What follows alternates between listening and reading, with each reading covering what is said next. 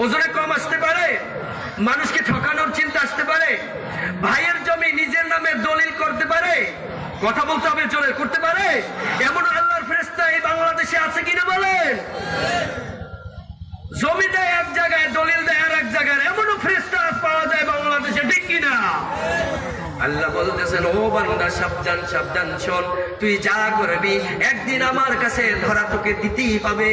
আর শোন, আমি আল্লাহর ভয় যদি তোর অন্তরে রাখো, কিয়ামতের কঠিন ময়দানে তুই কোনো চিন্তা কোনো পেরেশানিতে পড়বি না।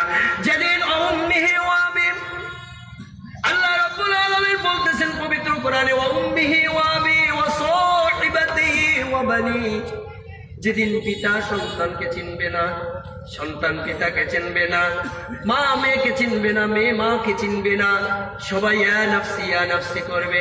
এমনকি অসাহিবাতিহি ওয়া বানি, তোমার প্রিয়তম স্ত্রী তোমাকে চিনবে না। ও মানুষ, তুমি 2 নাম্বারি করে, ঘুষ করে, সুদের ব্যবসা করে, তুমি মানুষকে ঠকিয়ে যে অর্থ উপার্জন করে সন্তান সন্ততি স্ত্রী পরিবার পরিজনকে খাওয়াচ্ছ, তুমি যে হালাল না করে হারাম উপার্জন করে যাদেরকে লালন পালন করতেছো, ওই কিয়ামতের কঠিন ময়দানে সে তোমাকে চিনবে না।